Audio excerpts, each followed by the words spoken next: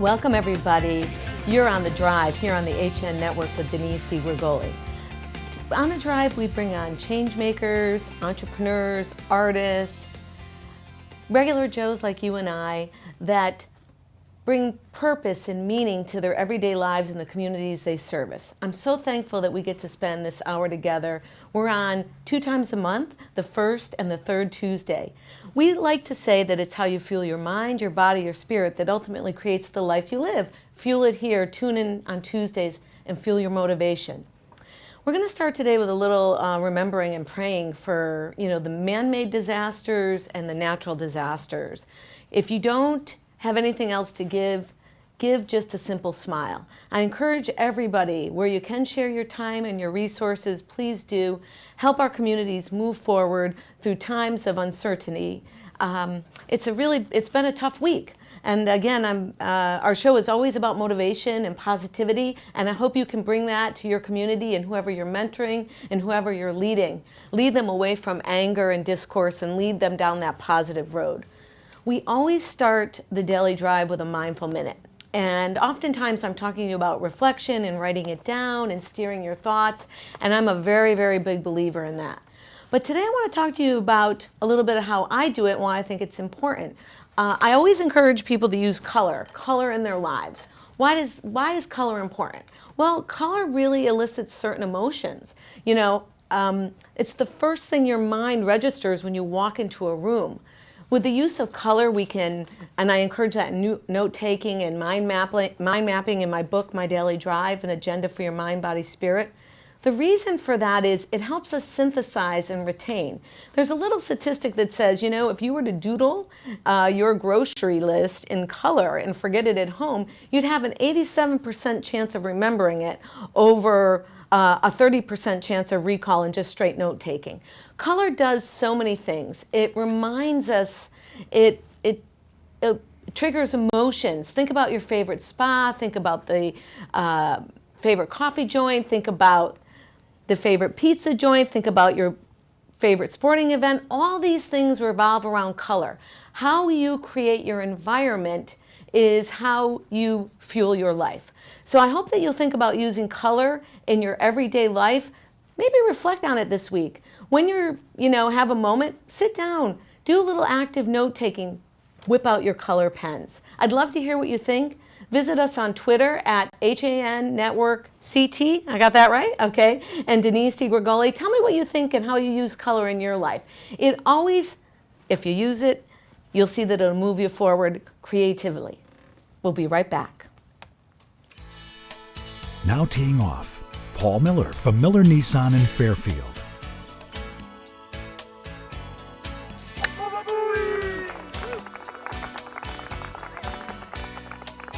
Excuse me, Mr. Miller. What about my new Sentra? Right now, lease a 2017 Sentra S for only $97 a month. He is never going to retire. UK Gourmet is the largest specialty grocer in the area, featuring food from England, Ireland, Scotland, and Wales. Over 80 teas to choose from and a brilliant assortment of biscuits to go with them. Over 70 cheeses from grass-fed cows, which makes a smashing difference in taste. The creamiest chocolate you'll ever taste using no artificial colors or preservatives. So say hooray for UK Gourmet, 78 Stony Hill Road in Bethel, or visit ukgourmet.us. At In Sports Trumbull, the game is always on inside. Registration is now open for our fitness training programs for high school athletes. The In Sports Performance Center is offering blast speed classes, athletic functional movement assessments, and both men's and women's elite speed and strength training. Our premier programs help bring athletes to the next level. Call 203-268-1214 for more information. Like and follow us on Facebook. Manfredi New Canaan is celebrating 3 exceptional years selling Rolex watches and fine jewelry to the Fairfield County community. We appreciate all our loyal clients and look forward to welcoming and helping you discover the perfect gift to celebrate life's most important occasions. Bankwell combines the best personalized service with high-tech banking features for our customers' convenience. We pride ourselves on being a strong community partner. You don't settle for average in anything else you do. Why settle for an average bank? Don't just bank when you can bank well instead. Visit mybankwell.com for more. Want a new experience in car buying? No aggravation, no confrontation, just answers to all your questions. SCAP Chrysler Dodge Jeep Ram. Car buying the way you want it to be. With one of the largest selections of new 2- and 4-door Jeep Wranglers available, we are Connecticut's Wrangler headquarters. Located in Fairfield, Connecticut, we're easy to get to. Just 2.5 miles off the Merritt Parkway, exit 44 via Route 58 South. Save thousands right now during the Jeep Celebration event and Ram Power Days. Now through October 31st. Thanks for joining us here on The Daily Drive. I'm your host, Denise DiGrigoli, and every week we help you move forward mindfully. We believe it's how you fuel your mind, your body, your spirit that creates the lifestyle you live. And just before the break in the Mindful Minute, we were talking about using color to create beautiful surroundings. My guest today knows beautiful surroundings better than anybody I know. I'd like you to meet Troy Amuso, entrepreneur and principal of Troy Joseph Interiors and Troy Fine Art. Troy has spent his entire career in the creative worlds of fine art, art restoration, and interior design. He follows what I love, a self-created principle that says we are all influenced day to day by our surroundings. Space, color, furniture, art on the walls have a direct impact on everyday life. And he says it's his job to help people live and work in an environment that connects all of those elements and looks not only great but enhances life in a positive way every day. Loving your surroundings helps you create a life you love. We're here today. Well, first of all, welcome. I'm going to shake your hand even though I see you every day after work. In full disclosure, this is my husband. No, but you're a great guy in the community beyond being my fabulous husband. So I want to talk to you today before we get into why you're here, because you're speaking at the Pequot Library, and they've invited you in on your expertise in the areas of fine art restoration. But I wanted, fine art restoration is a topic that a lot of people don't really understand. And never mind, I consider it a very old world craft, and you were trained in it at a very, very young age and kind of taken that journey through your life. So tell us how you got passionately started in the arts and built your business, because you have a very, very unique, you have a very, very unique business. I was exposed to fine art from a very young age. So at the age of 14, I was very fortunate to apprentice under a very great art conservator, Dutch art conservator Jan van de Vijver. So I was 14 years old. I was sweeping the floors after school. Really didn't have any idea at the time who it was I was working for. So I only knew I was in the studio surrounded by all these master paintings that Jan was working on. Master paintings meaning what? Rembrandt paintings, Turner paintings. He did all the restoration at the time for the Metropolitan Museum. So he was, in those days, the museums would actually use outside conservators, where much of that is done in-house today. So Jan was a very special guy, and it was a really special opportunity for me to be able to spend time there around all this amazing art. So at 14, you were whipping around the Rembrandts? So 14, I was whipping around the Rembrandts, being very careful not to do any Rip damage the Rembrandt. to them. Exactly. But Jan, I love the art. I love the craft. It's always come very natural to me. And even at that time, Jan saw that I was interested, and he would give me small little projects to put stretcher bars together or pull the staples out of a canvas that was going to be restored and relined and needed to be taken off of the stretcher frames. So he would give me little jobs, and I think, saw that I had not only an interest, but also a skill and talent at being able to work with these things. Even at that age, it just didn't really faze me to go up and pick up a Rembrandt painting and carry it across the studio to my workspace. And but we've got a little thing there we're showing up online right now. Yep. So that's you in touching. That is my hand. That's your hand. What are you doing? I'm retouching a portrait. That painting came across my hands from a woman that is her great aunt. It's been in her family for generations. It was handed down to her, and it needed some restoration work. So people that restore art, is it only trusted heirlooms? No, I think one misconception that people may have that don't completely understand restoration, it's not always about the value of a painting, the monetary value of a painting. Yes, valuable paintings are restored in order to preserve Wait, we're them. flashing up another one. I just want you to be able to speak to this before it goes by. Sure. So you didn't paint this guy? No, this is Uncle Willie. This belonged to another client who also received this painting as through a will. It was handed down to her. It was greater than 200 years old. It had been kept actually in pretty good shape, believe it or not. Although the painting started to deteriorate, it started cracking and flaking from the canvas. So all of these white areas. So what I'm guessing here is the images you've provided us with are showing the steps to restoration. Yeah, this is just a very brief kind of 1, 2, 3 example of the stages that the painting goes through to be repaired and restored. It's a very lengthy project. This is about a year long to do this particular painting. Because you're filling, here you are in the studio actually. This is close to the painting being completed. This is the process, it's called in-painting, where you go in and you saw the slides before where it was basically looked like somebody with a palette knife and some plaster of Paris went over the whole painting.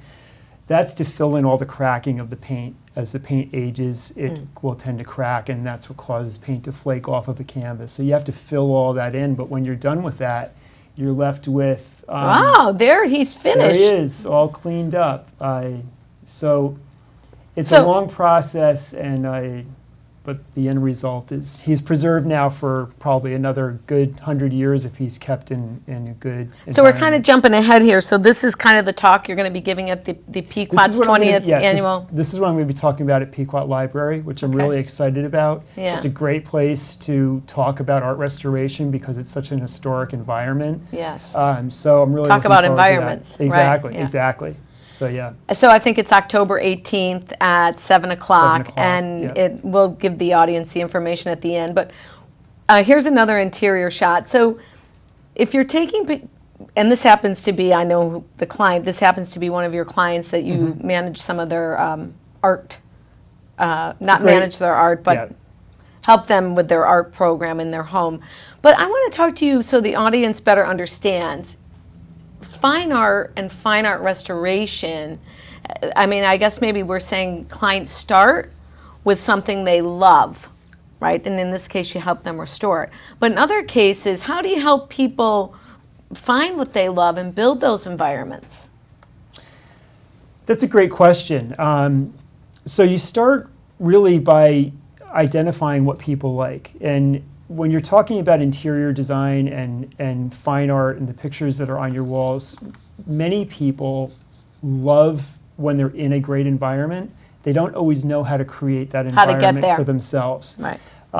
It's not something they do every day. So it's just like for me, it's like any other profession. You go to people who do things for a living that you don't necessarily know how to do, obviously. You go to a doctor for a reason you're not a doctor. Well, people come to me to help kind of solve that problem. I love this look, or I was in somebody's home and I just felt that I loved it so much and my house does not do that for me.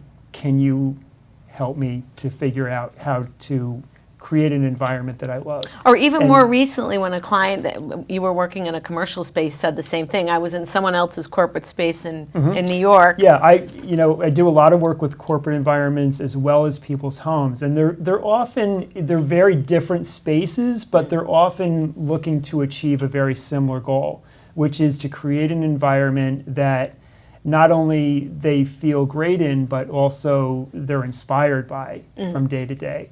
So this particular client is just bought a building and they're really kind of renovating and revamping the look of their business. And some of the meetings have been, I was at such and such a company on a meeting and I love their environment. I'd really like to create that here. How can we do it? And that's where I come in. And for me, it's it's just a natural thing for me. It comes very easily. I can just see the vision once I can talk to people and get a pretty good idea of what they will respond positively to. So would you say, like, because when I see art restoration and then I hear that, I wonder, like, where did that passion come from? Were you just born naturally creative, or is there something you did to hone in on that skill? I was... Because I know you're not a dentist, for example. Listen, I was the kid in school I was the art kid in school. It was always I don't know why. I think we're all kind of born with a just natural gift or a natural interest, natural ability in something. And for me, it was always in the creative world. I just was drawn there naturally. And so that's how I ended up, I think, in Jan van der Vijver's studio as a kid. And it started before that. And it stuck with me throughout my whole life. So I started in the art business. Now, that's a tough business. The art business, just the art world in general, is a difficult area to make a living in, not to mention, create a successful company in. So many facets to the art world, many avenues to travel. I've traveled a number of them, as you know. Still passionate about it. Passionate about it. So you absolutely must love it. But also evolved. I've evolved throughout the years. So starting from a conservation studio as a kid, working through art galleries and other conservation studios from New York to Los Angeles, I've seen the art world, and I've seen thousands of interiors of homes. And the natural evolution for me has been to go from working in the conservation studio and going and studying fine art in school and in college, and then working for other companies, starting my own company as an art-based business and expanding that into more and more art services, which eventually led to Troy Joseph Interiors today, which is kind of answering my really passion for interior design. Kind of bringing it full circle. So, do people make assumptions because you still do the art restoration that maybe you are of a particular style? Possibly. Yeah. I think sometimes... of course, until they get to know you, but I want you to tell me what the challenge is there. Because so for our viewers, what I like to say, and because you listen, is I like people to be challenged by what they hear on the show. Like if they're stuck with something, maybe we help them shift out of where they're stuck. Maybe we help them reframe the way they think. So, I think, restoration would make me think, a certain type of designer. But that's not necessarily true of you. So how do you shift that? Yeah, it's passion and persistence for one thing. As any entrepreneur will say, it's passion and persistence. When you're in a particular industry or a particular type of business world, we'll call it, I'm in the art and the creative world. So yes, as I've evolved, you kind of get a name tag to people. They like we say commonly, people remember you for the last engagement they had with you. So for me, it's been going from conservation, then going out into dealing and resourcing art for people to interior design. So it's always a challenge to bridge from one point to the next, but I think it's about... That's why I love your hashtag Total Troy. Total Troy. It kind of suits you. It really does. It's kind of become a Total Troy thing, not to be a kind of self-promoting hashtag, but in a sense it is. We give you a little bit of that here. It's kind of what it is. It has turned to, my vision is always to go into a space, and it's all about the whole picture. And countless times I always see a disconnect between people's interior space with what's on their walls, or what's on their walls and the interior space. And that goes for people's homes, and it goes for workspaces as well. They should all work together. It doesn't need to be valuable artwork, although it certainly can be. It doesn't have to be, though. It's more about the visual. It's the visual of pulling together what you sit on and what you surround yourself with material and fabric and color-wise in your home, as well as how does that connect with what's on your walls? How does it connect with the photos of your family? How are they presented? Are they in color or are they black and white? And what's the room environment like around them? How do you plug that all together so it just feels really great when you're in the space? So I know, because of course I know you well, that working with people, there is concrete evidence that when you improve an environment, you can improve the emotional effects of what's going on. Absolutely. Give me a couple examples of that. Well, if you just step back for a second, you just think about how you feel when you wake up. So the first example I can give on that is you want to wake up in an environment that feels good. So if you wake up in like a color that you don't like on your walls because people told you, oh yeah, you should paint your room gray.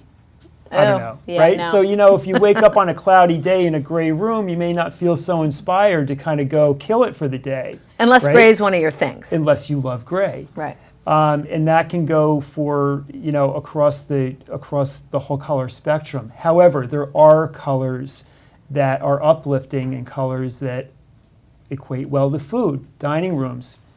Many people and designers and color theorists and everything will say, there are certain colors that enhance food, like deep reds and deep blues and very deep dramatic colors because they warm the space at night when you're eating with candles and low dim lights, lighting the space, and it makes the food look really great. And so, there are colors that are inspiring. Some people love bright colors. So it's not always about what the studies show to be uplifting colors, but that's a good point. It's more that's about a very good point. What you are inspired by and how you can make what you're inspired by look great. So it's sort of like your sort of personal shot of fuel, right? Because what I always say on the show, we don't should on each other, right? So we never dictate, like red should make you feel this way, yellow should make you feel that way, or this, because there's certain, as you know, there's certain types of carpets that I absolutely hate and won't put in our home. Absolutely. Yes, I do. Yes, I do. It just drives me crazy. Whenever I meet with a client, whether it's completely art related or if it's a complete interior project, home or workspace, the first thing that I do is we sit down and we just talk. We don't look at pictures, we don't look at colors, we just talk. We have a half an hour conversation about what's your life like, what do you like, what do you not really care for? Do you like being inside, do you like being outside? Do you like open space? Do you like being kind of warm and cozy? What colors do you think inspire you the most? And then we'll look through pictures of different types of environments. Show me what you like. Show me how you respond. Like what's your response to this image? So I really learn how many kids, how old are your kids? What do your kids like? What if you don't have any kids? What is your husband like? What is your wife like? What is your best, what are you influenced by the most through your daily life and what makes you feel great? Once I get that picture, now I understand the personality. So I will give recommendations based on that. I am not the kind of designer that comes in and has a particular style and tries to sell my style to everybody. So you've answered my question. You don't have a particular style because you're the restorer or the conservator. Yeah, I'm not sure how the conservator bridges to my interior designer aspect of who I am, except that it's a long evolution. So yeah, you could say because I'm a conservator, I can kind of rebuild a space based on whatever. But I think when you're a creative thinker, you link different things together in unique ways. And so I think that of you and your business, because I know it so intricately, and I've seen it perform over the years and how it's evolved. And I feel like the cool thing is because I have to give a personal plug, you're meticulous in detail, and that translates throughout, whether it be the conversation, the pulling things together. You're an excellent listener. So I think parts of that are very important in creativity and making things anew. Absolutely. I'm getting the sign that we have to take a break. So we're going to come back and we're going to talk about how you build a business, especially in the creative world, and evolve through changes and things that local and global economies. And we're going to talk a little bit more about how you can be creative, and hopefully you'll join us on October 18th and see Troy speak. Remember, it's how you feel your mind, your body, your spirit that creates the lifestyle you live. Fuel it well here on Tuesday, and hopefully today you're learning a little bit about color and creativity. We'll be right back. If you've ever thought about owning a motor coach or learning about what it's like to travel the open road in superior style and comfort, then contact Dave's RV Center in Danbury, Connecticut. Offering the best quality Class A motorhomes from Newmar, travel trailers and fifth wheel lines from Surveyor, and a toy hauler line from Work and Play. Choose from Newmar's Gas Line, Baystar and Canyon Star, or from Newmar's Diesel Line, Ventana and Dutch Star. And with unparalleled service and maintenance, Dave's RV is committed to keeping you and your motor coach safely on the road and enjoying it to the fullest. Stop by their showroom, 2 Industrial Plaza Road, Danbury, Connecticut, or call 877-483-3866. At Portofino Restaurant and Wine Bar in Bethel, fresh and simple food is our concept. Owned and operated by brothers Rocco and Louie, Portofino has a distinct and diverse food and drink menu. Open Tuesday through Sunday. Come join us for live local music on Tuesdays and Sundays, Wednesday nights for mouthwatering prime rib, and every Thursday night is ladies' night. Planning a party? All our catering menus are personalized to suit your event and your budget. Join us at the Dolan Plaza, 213 Greenwood Ave, Bethel, and call us at 203-797-8131. Like us on Facebook. Dr. Stephen Molinaro and Peter Healy of Family Practice Dentistry and Laser Dental Care have served Ridgefield for over 22 years. Experienced staff offer gentle drillless techniques, preventative care, and cosmetic procedures in a relaxed environment. Grateful for the community's trust and support through the years, new patients and their families are welcome. Call today. At Art Play in Ridgefield, we encourage students at a young age to unleash their creativity. Art Play is about hands-on exploration of mixed media, acrylic, and collage for ages 4 to 12. Older kids welcome.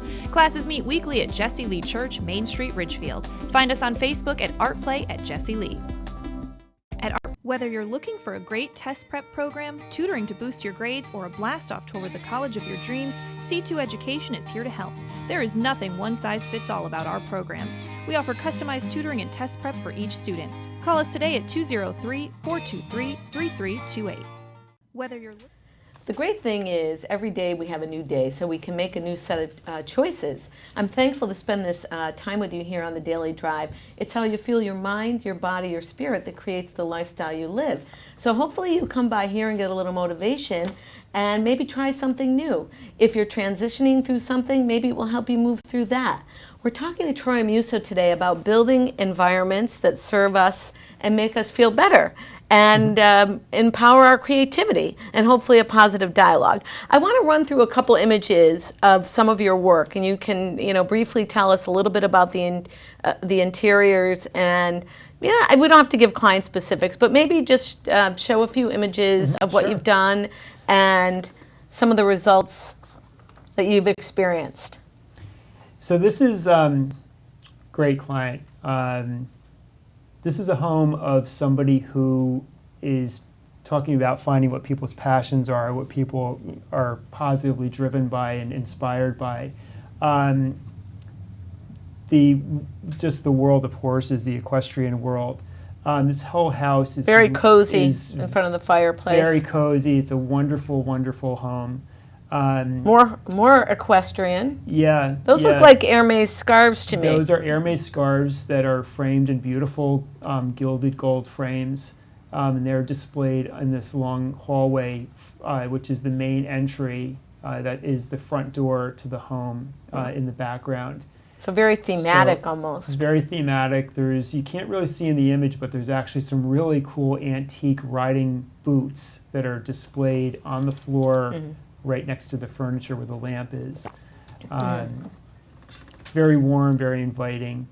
This is a very different space. This is a more modern, open space. This home is also wonderful in a different way. It's on the water in Fairfield County, And this is an open, modern space that we really, this client, interesting, was very, very just in dismay about the color of the walls in the home. So similar to what we were talking about earlier, she felt like every time she walked into the space, she was just dragged down. She's like, I absolutely love my house, but something about this room just does not make me feel great. So first thing is we talked about the color, and we actually, I helped her go through the process of selecting new colors for the walls. The ceiling was darker. We changed the ceiling color. We changed some of the lighting, and we completely we used much of her furniture that she had, but she had it set up, for lack of a better term, she just had it set up all wrong. It just wasn't, haphazard. It had no flow. She felt that it had no flow. Now, when she listens to this, I don't know if she's going to like that word haphazard. She does, because her and I have talked a lot about it, and she's cool with it. But she had all the elements, short of a few things. Right. We did a little bit of recovering. We added the new rug, and but the furniture is completely different now in its layout of the floor plan. So this was a matter of, and good for people to know that sometimes it doesn't require redoing everything in your home to make it different. Sometimes it's a matter of, look at this, changing some things around. This is a another really great home for another completely different reason. Very eclectic with a little bit of a modern twist. But this client collects at tag sales all of these very eclectic pieces of art that you see on the back wall. I know that's probably a question you get a lot. Can I mix my frames? Can I mix old and new? This is a perfect good example. It's a good example. This is a mix of literally almost everything. You can't really see in the detail of the photograph, but there's modern art, contemporary, there's abstract, there's very classic horse pieces back there. Different client, but yet another horse-interested client. And many different types of frames, shapes, and sizes. And the challenge was, how can we display this in a way that will look really intriguing and interesting? Well, that certainly is intriguing, yes, very. Yeah, so and I like the striped pillows. Yeah. Oh, look at that. Kitchens are the heart of your home. So I love to work with kitchens and redesigning kitchen spaces. I love kitchens that feel inspiring when you walk into them. Now, that may be me speaking of inspiring. To me, what's inspiring in a kitchen is I love white kitchens. I love white kitchens. Coming down, I love light. Yeah, I love white I like kitchens. to come in the morning and feel I'm inspired for the day. That's how I start my day. Add some color accents into the space and make it pop. Is great. And a white kitchen like this really kind of dims down really nicely in the evening when it's dark out, and it really warms up. So a white kitchen does not always have to feel like bam when you walk in the morning. It can dim down really nicely at night. And the green accents in there, I love that color green. I wonder whose kitchen that is. Yeah, the green accents are really great. So here you go to corporate environments. Right. Now, again, it's a very different type of space. And you kind of try to find the best way to make it clean and flow effortlessly, neutralized. And I always try to pull the branding of the company somehow through the artwork and make a connect. So when you're making a connect in your personal home, you're making one type of connection. When you're making a connection out into a corporate environment, it's really about connecting to the company, what the company stands for, the company culture, and reminding, so the people that are working in the space feel great. They feel like the company's put some effort into supporting their environment. This is a whole bunch of Abraham Lincolns.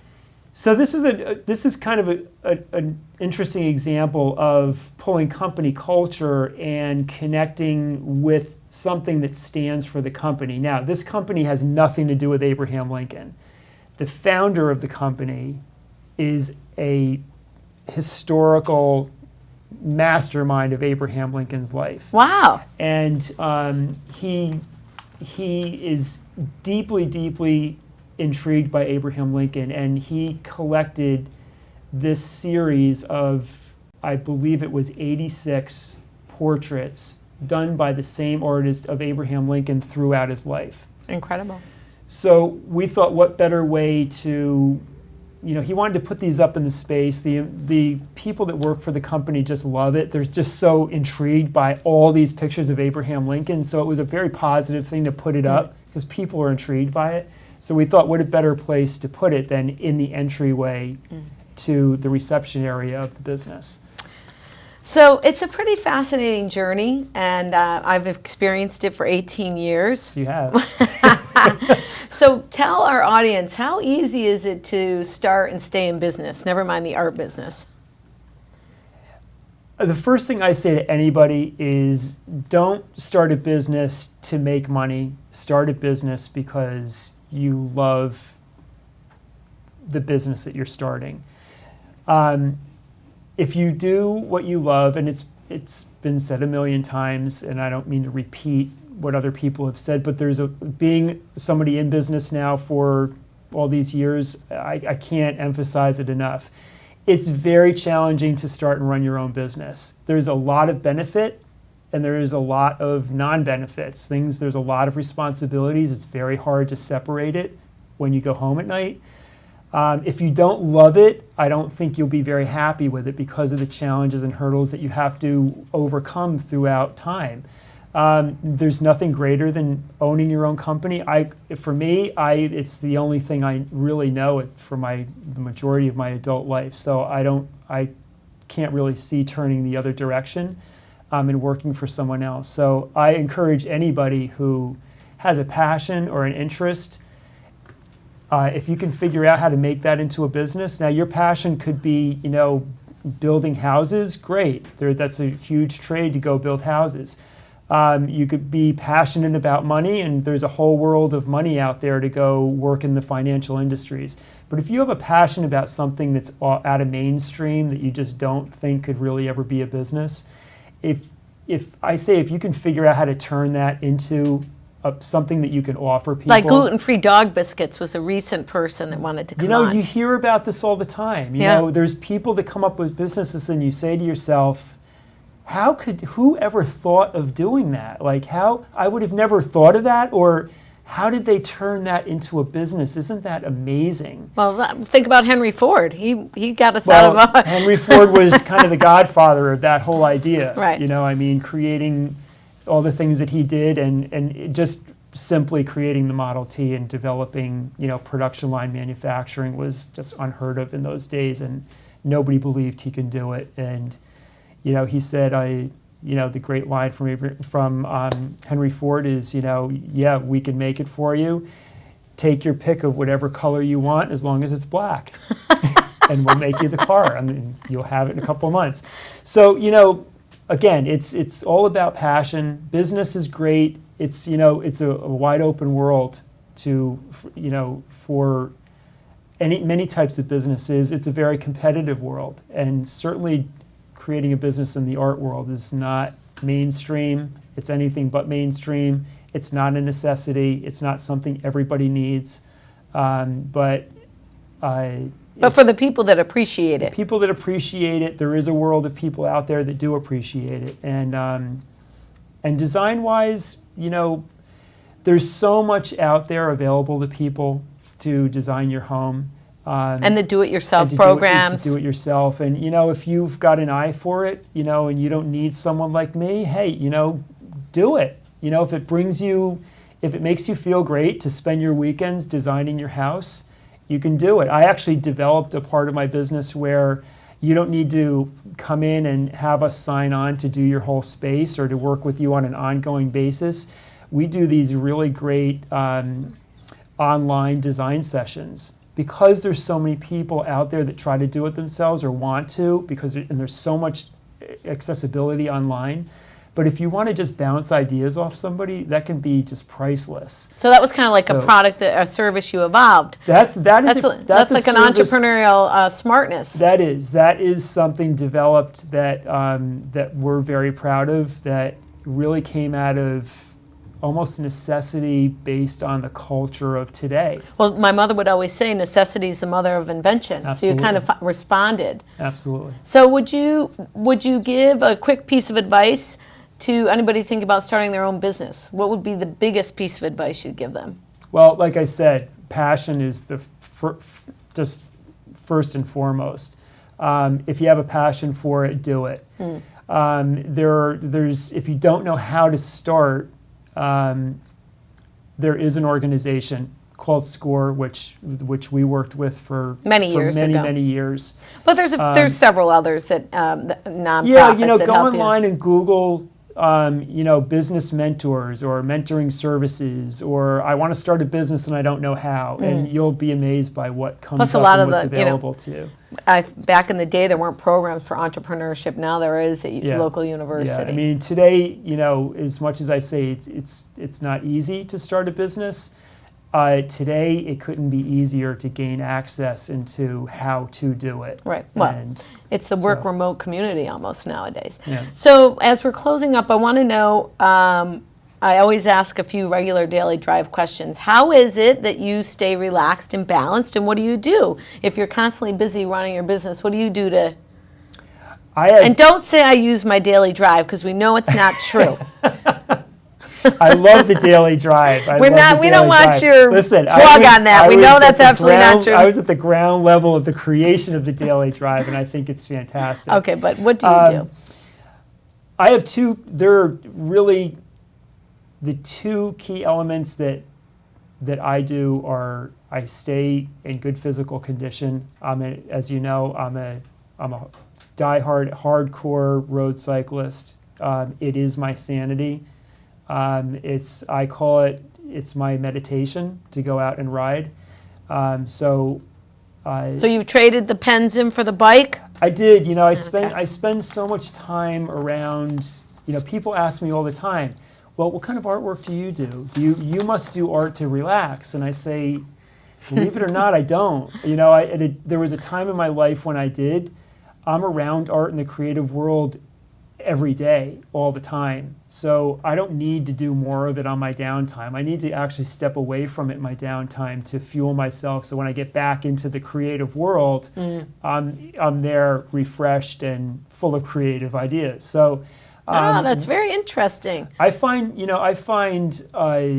exercise is huge for me. Like I said, it's getting out on the bike and getting air and getting your heart rate up and staying fit is number one. When it snows out, I'm a diehard skier.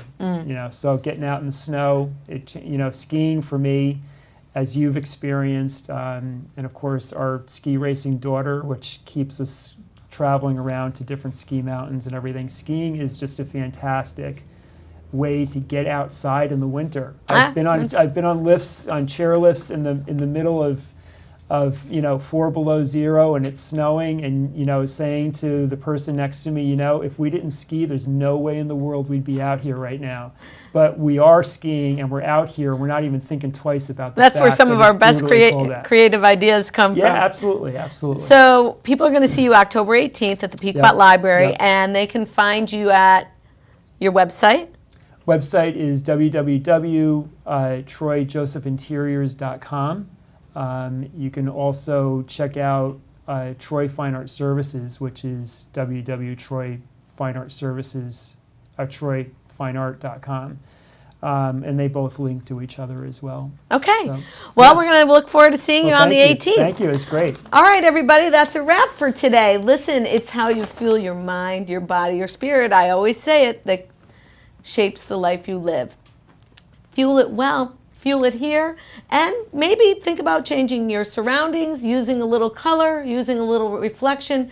Get to your creative self. That's where all the answers come in. It's all about how you want to fuel your life. I'm going to end where I started. Let's remember and say prayers for those that are suffering, whether it be man-made disasters, our friends in Las Vegas, or unfortunate natural disasters, the people suffering from the effects of the hurricanes, where you can give, where you can volunteer, where you can spread positive words of encouragement, do that. Lead by example. And if you have no time and very little to share, smile at a stranger. That's the one universal language 7 billion people know. I look forward to seeing you on the 17th. We'll have Billy Banks here talking about exercise, fitness, and his journey through building that unique brand. I think it's called Taibo. I'm hoping I'm saying that right. Okay, so we'll see you soon. It's Denise DiGrigoli here on the HN Network. Tuesdays, tune in. We're so thankful you joined us.